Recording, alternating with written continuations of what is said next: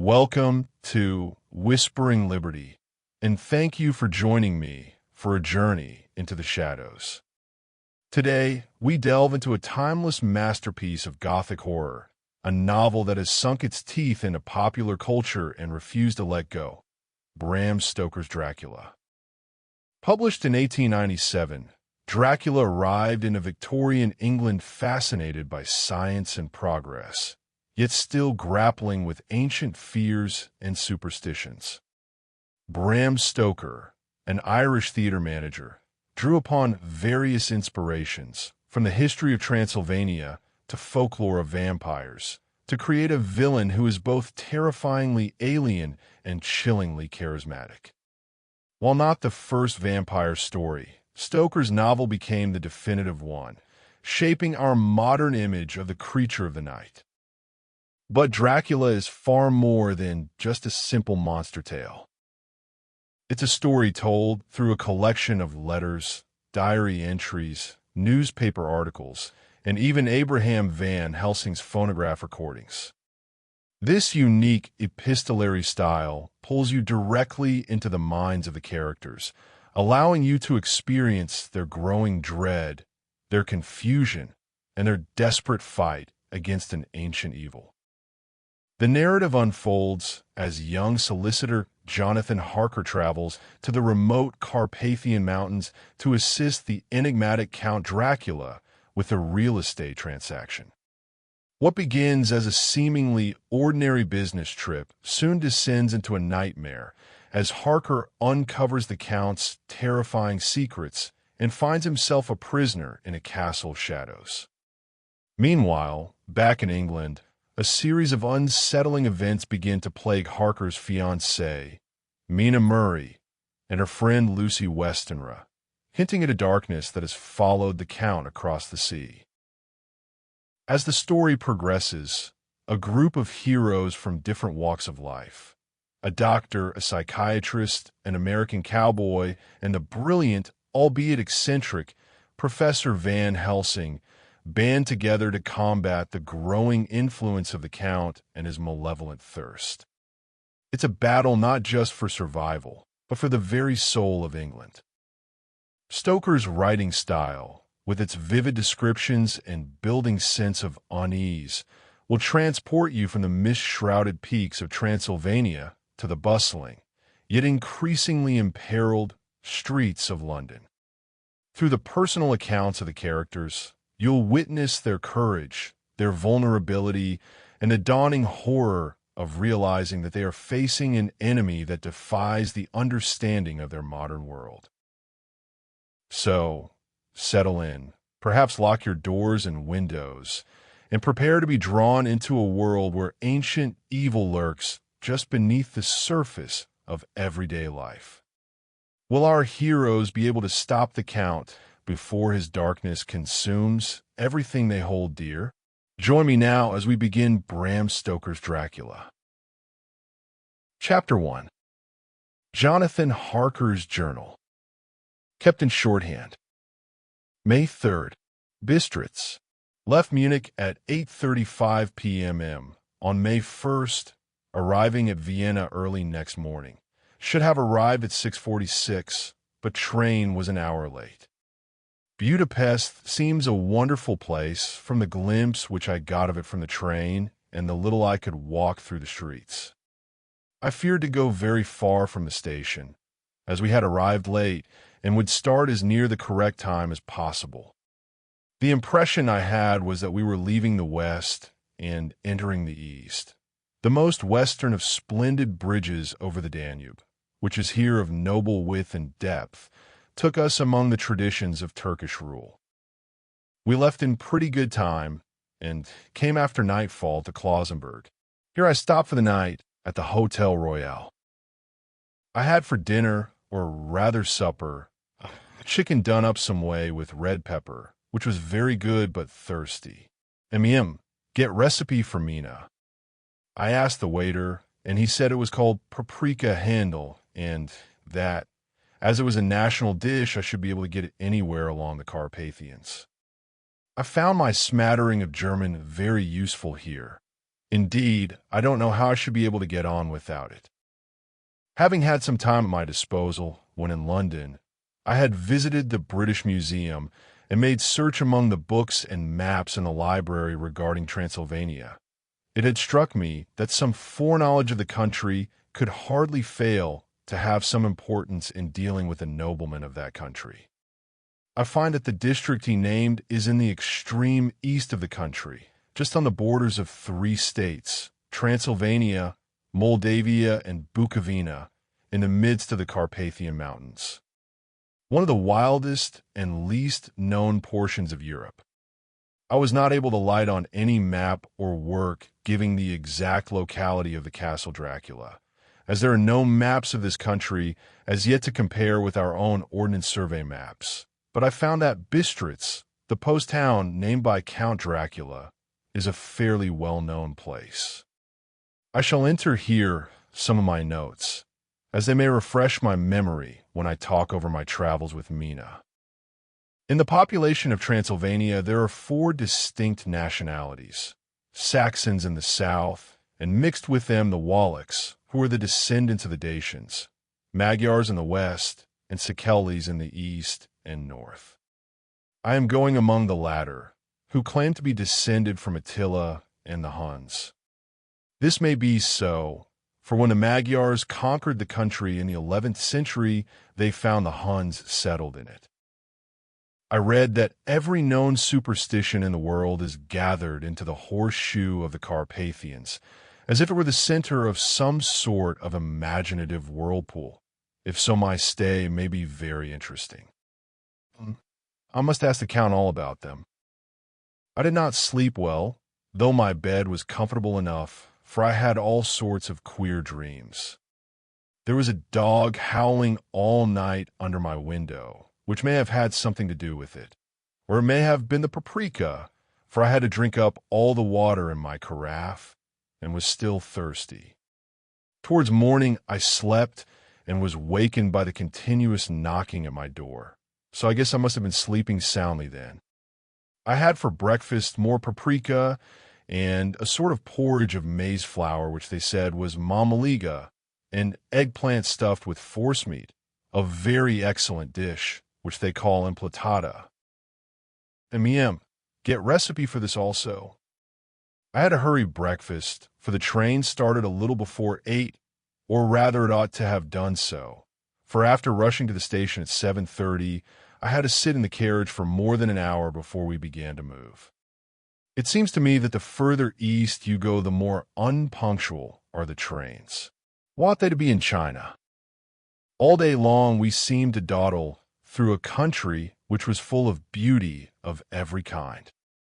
Sometimes we saw little towns or castles on the top of steep hills, such as we see in old missals.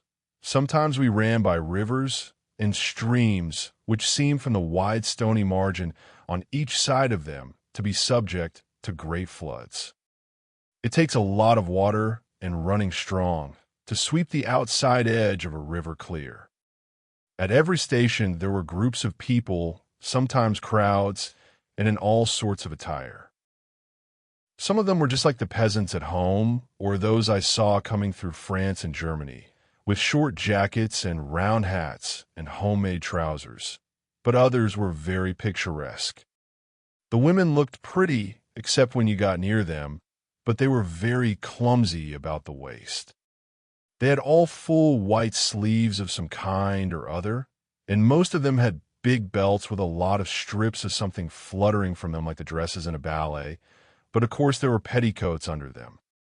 The strangest figures we saw were the Slovaks, who were more barbarian than the rest, with their big cowboy hats, great baggy dirty white trousers, white linen shirts, and enormous heavy leather belts, nearly a foot wide, all studded over with brass nails.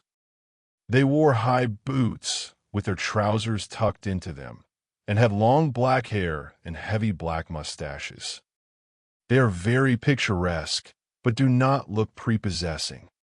On the stage they would be set down at once as some old Oriental band of brigands. They are, however, I am told, very harmless and rather wanting in natural self-assertion. It was on the dark side of twilight when we got to Bistritz, which is a very interesting old place. Being practically on the frontier for the Borgo Pass leads from it into Bukovina, it has had a very stormy existence, and it certainly shows marks of it. 50 years ago, a series of great fires took place, which made terrible havoc on 5 separate occasions. At the very beginning of the 17th century, it underwent a siege of 3 weeks and lost 13,000 people, the casualties of war proper being assisted by famine and disease. Count Dracula had directed me to go to the Golden Krone Hotel, which I found, to my great delight, to be thoroughly old-fashioned, for of course I wanted to see all I could of the ways of the country. I was evidently expected, for when I got near the door, I faced a cheery-looking elderly woman in the usual peasant dress white undergarment with long double apron, front, and back of colored stuff fitting almost too tight for modesty. When I came close, she bowed and said, "The Herr Englishman?" "Yes," I said, "Jonathan Harker." She smiled and gave some message to an elderly man in white shirt sleeves, who had followed her to the door. "My friend, welcome to the Carpathians. I'm anxiously expecting you. Sleep well tonight. At 3 tomorrow the diligence will start for Bukovina. A place on it is kept for you. At the Borgo Pass my carriage will await you and will bring you to me. I trust that your journey from London has been a happy one, and that you will enjoy your stay in my beautiful land. Your friend, Dracula." May 4th. I found that my landlord had got a letter from the Count, directing him to secure the best place on the coach for me. But on making inquiries as to details, he seemed somewhat reticent, and pretended that he could not understand my German. This could not be true, because up to then he had understood it perfectly. At least he answered my questions exactly as if he did. He and his wife, the old lady who had received me, looked at each other in a frightened sort of way. He mumbled out that the money had been sent in a letter, and that was all he knew. When I asked him if he knew Count Dracula and could tell me anything of his castle, both he and his wife crossed themselves, and, saying that they knew nothing at all, simply refused to speak further. It was so near the time of starting that I had no time to ask anyone else, for it was all very mysterious and not by any means comforting. "Must you go? Oh, young her, must you go?" She was in such an excited state that she seemed to have lost her grip of what German she knew, and mixed it all up with some other language which I did not know at all. I was just able to follow her by asking many questions. "Do you know what day it is?" I answered that it was the 4th of May. "Oh, yes, I know that, but do you know what day it is?" "It is the eve of St. George's Day. Do you not know that tonight, when the clock strikes midnight, all the evil things in the world will have full sway? Do you know where you are going and what you are going to?" She was in such evident distress that I tried to comfort her, but without effect. Finally, she went down on her knees and implored me not to go, at least to wait a day or 2 before starting. It was all very ridiculous, but I did not feel comfortable. However, there was business to be done, and I could allow nothing to interfere with it. I therefore tried to raise her up and said, as gravely as I could, that I thanked her, but my duty was imperative and that I must go. She then rose and dried her eyes, and taking a crucifix from her neck, offered it to me. I did not know what to do, for, as an English churchman, I have been taught to regard such things as in some measure idolatrous, and yet it seemed so ungracious to refuse an old lady meaning so well and in such a state of mind. She saw, I suppose, the doubt in my face, for she put the rosary round my neck and said, "For your mother's sake," and went out of the room. I am writing up this part of the diary whilst I am waiting for the coach, which is of course late, and the crucifix is still round my neck. Whether it is the old lady's fear, or the many ghostly traditions of this place, or the crucifix itself, I do not know, but I am not feeling nearly as easy in my mind as usual. If this book should ever reach Mina before I do, let it bring my goodbye. Here comes the coach. May 5th. The castle. The gray of the morning has passed, and the sun is high over the distant horizon, which seems jagged, whether with trees or hills I know not, for it is so far off that big things and little are mixed. I am not sleepy, and, as I am not to be called till I awake, naturally I write till sleep comes. There are many odd things to put down, and, lest who reads them may fancy that I dined too well before I left Bistritz, let me put down my dinner exactly. I dined on what they called robber's steak, bits of bacon, onion, and beef, seasoned with red pepper, and strung on sticks and roasted over the fire, in the simple style of the London cat's meat. The wine was golden meaty ash, which produces a queer sting on the tongue, which is, however, not disagreeable. I had only a couple of glasses of this and nothing else. When I got on the coach, the driver had not taken his seat, and I saw him talking with the landlady. They were evidently talking of me, for every now and then they looked at me, and some of the people who were sitting on the bench outside the door, which they call by a name meaning word-bearer, came and listened, and then looked at me, most of them pityingly. I could hear a lot of words often repeated, queer words, for there were many nationalities in the crowd. So I quietly got my polyglot dictionary from my bag and looked them out. I must say they were not cheering to me, for amongst them were Ordog, Satan, Pokol, Hell, Stragoica, Witch, Vrolok, and Volkoslack, both of which mean the same thing, one being Slovak and the other Serbian for something that is either werewolf or vampire. MEM. When we started, the crowd round the inn door, which had by this time swelled to a considerable size, all made the sign of the cross and pointed 2 fingers towards me. With some difficulty, I got a fellow passenger to tell me what they meant.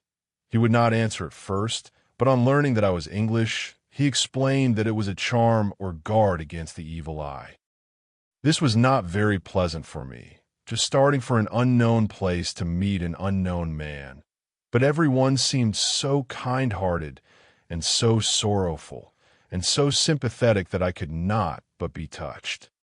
I shall never forget the last glimpse which I had of the inn yard and its crowd of picturesque figures, all crossing themselves as they stood round the wide archway, with its background of rich foliage of oleander and orange trees in green tubs clustered in the center of the yard. Then our driver, whose wide linen drawers covered the whole front of the box seat, Gotsa, they called him, cracked his big whip over his 4 small horses, which ran abreast, and we set off on our journey. I soon lost sight and recollection of ghostly fears and the beauty of the scene as we drove along, although had I known the language, or rather languages, which my fellow passengers were speaking, I might not have been able to throw them off so easily.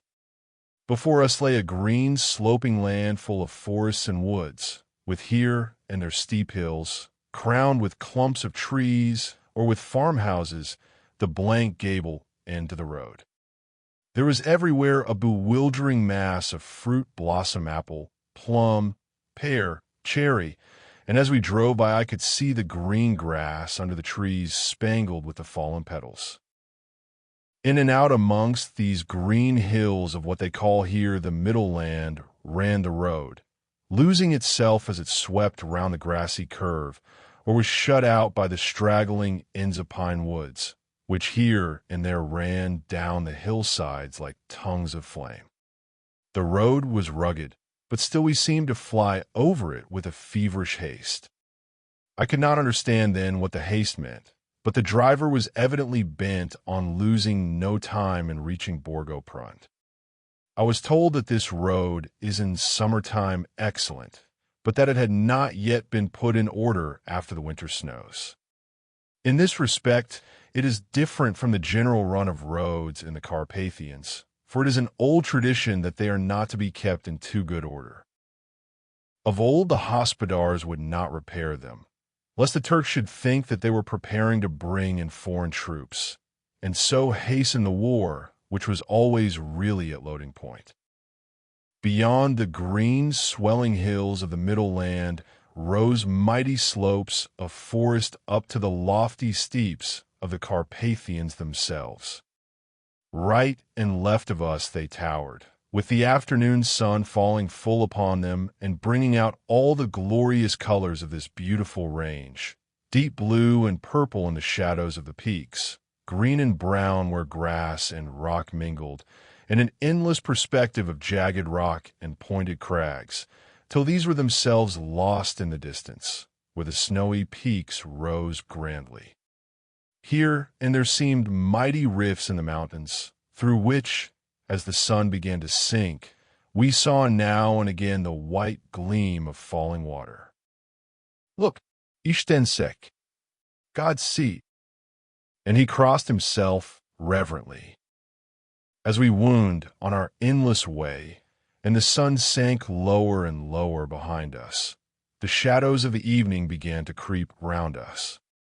This was emphasized by the fact that the snowy mountain top still held the sunset and seemed to glow out with a delicate cool pink. Here and there we passed Czechs and Slovaks, all in picturesque attire, but I noticed that goiter was painfully prevalent. By the roadside were many crosses, and, as we swept by, my companions all crossed themselves. Here and there was a peasant man or woman kneeling before a shrine, who did not even turn round as we approached, but seemed in the self-surrender of devotion to have neither eyes nor ears for the outer world. There were many things new to me. For instance, hayricks in the trees, and here and there very beautiful masses of weeping birch, their white stems shining like silver through the delicate green of the leaves. Now and again we passed a lighter wagon, the ordinary peasant's cart with its long, snake-like vertebra, calculated to suit the inequalities of the road. On this were sure to be seated quite a group of homecoming peasants, the Czechs with their white, and the Slovaks with their colored sheepskins, the latter carrying lance-fashion their long staves, with axe at end. As the evening fell, it began to get very cold, and the growing twilight seemed to merge into one dark mistiness the gloom of the trees, oak, beech, and pine, though in the valleys which ran deep between the spurs of the hills, as we ascended through the pass, the dark firs stood out here and there against the background of late-lying snow. Sometimes, as the road was cut through the pine woods that seemed in the darkness to be closing down upon us, great masses of grayness, which here and there bestrewed the trees, produced a peculiarly weird and solemn effect, which carried on the thoughts and grim fancies engendered earlier in the evening, when the falling sunset threw into strange relief the ghost-like clouds which amongst the Carpathians seemed to wind ceaselessly through the valleys. Sometimes the hills were so steep that, despite our driver's haste, the horses could only go slowly. I wished to get down and walk up them, as we do at home, but the driver would not hear of it. "No, no," he said, "you must not walk here. The dogs are too fierce." And then he added, with what he evidently meant for grim pleasantry, for he looked round to catch the approving smile of the rest, "and you may have enough of such matters before you go to sleep." The only stop he would make was a moment's pause to light his lamps. When it grew dark, there seemed to be some excitement amongst the passengers, and they kept speaking to him, one after the other, as though urging him to further speed. He lashed the horses unmercifully with his long whip, and with wild cries of encouragement urged them on to further exertions. Then, through the darkness, I could see a sort of patch of gray light ahead of us, as though there were a cleft in the hills. The excitement of the passengers grew greater, The crazy coach rocked on its great leather springs and swayed like a boat tossed on a stormy sea. I had to hold on. The road grew more level, and we appeared to fly along. Then the mountains seemed to come nearer to us on each side and to frown down upon us. We were entering on the Borgo Pass. One by on.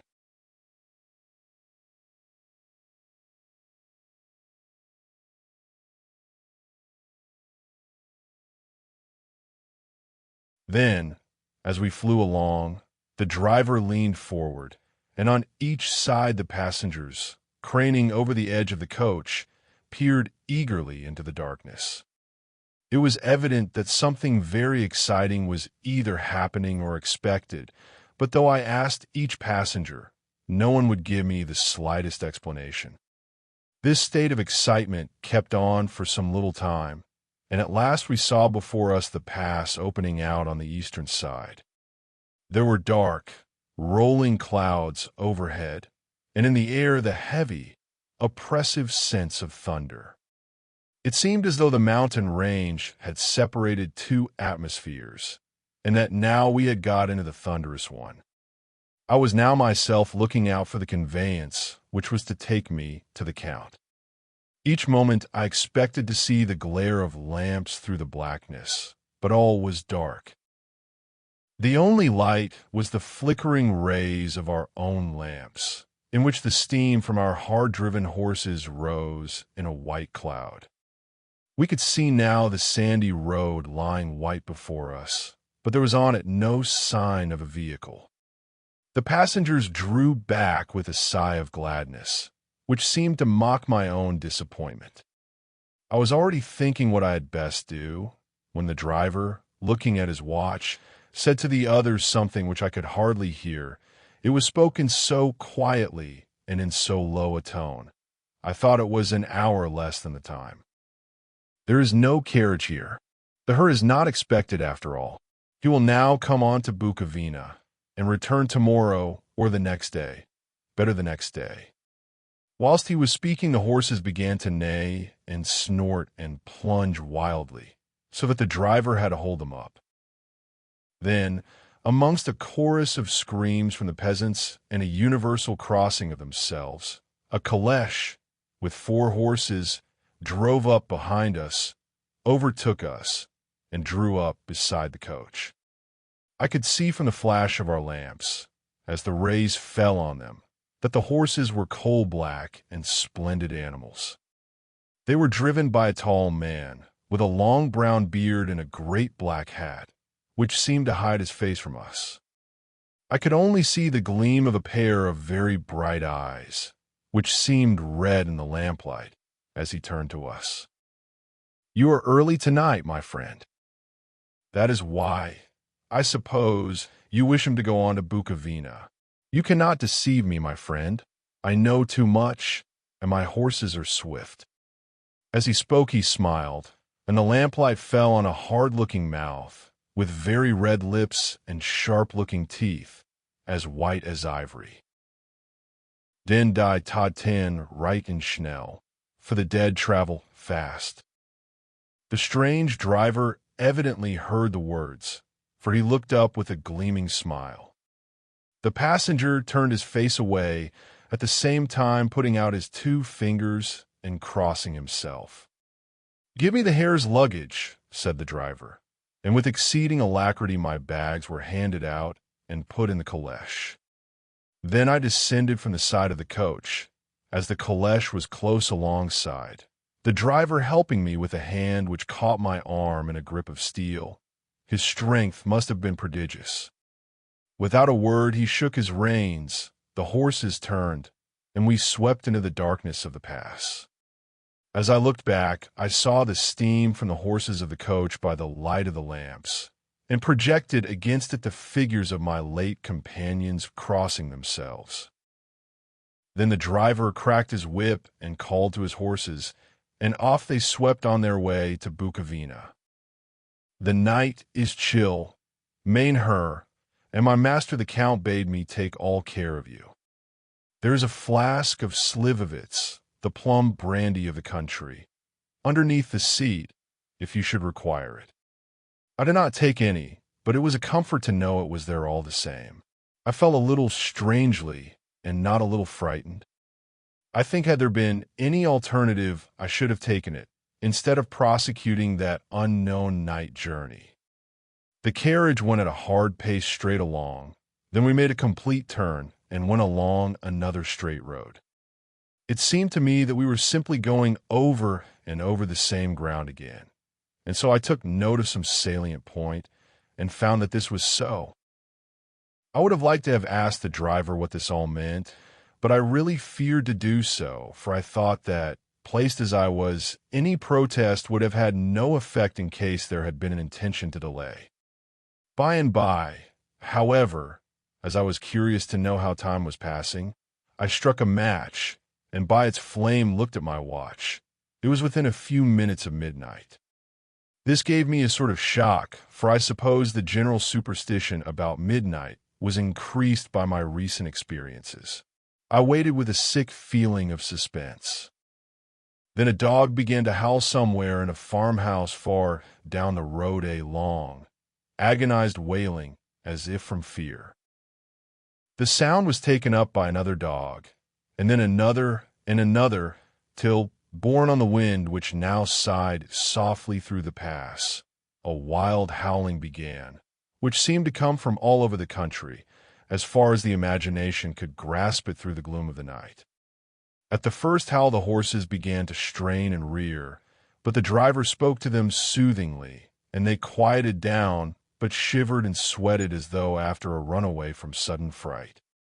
Then, far off in the distance, from the mountains on each side of us began a louder and a sharper howling, that of wolves, which affected both the horses and myself in the same way, for I was minded to jump from the caleche and run, whilst they reared again and plunged madly, so that the driver had to use all his great strength to keep them from bolting. In a few minutes, however, my own ears got accustomed to the sound, and the horses so far became quiet that the driver was able to descend and to stand before them. He petted and soothed them, and whispered something in their ears, as I have heard of horse tamers doing, and with extraordinary effect, for under his caresses they became quite manageable again, though they still trembled. The driver again took his seat, and shaking his reins, started off at a great pace. This time, after going to the far side of the pass, he suddenly turned down a narrow roadway, which ran sharply to the right. Soon we were hemmed in with trees, which in places arched right over the roadway till we passed as through a tunnel, and again great frowning rocks guarded us boldly on either side. Though we were in shelter, we could hear the rising wind, for it moaned and whistled through the rocks, and the branches of the trees crashed together as we swept along. It grew colder and colder still, and fine, powdery snow began to fall, so that soon we and all around us were covered with a white blanket. The keen wind still carried the howling of the dogs, though this grew fainter as we went on our way. The baying of the wolves sounded nearer and nearer, as though they were closing round on us from every side. I grew dreadfully afraid, and the horses share my fear. The driver, however, was not in the least disturbed. He kept turning his head to left and right, but I could not see anything through the darkness. Suddenly, away on our left, I saw a faint flickering blue flame.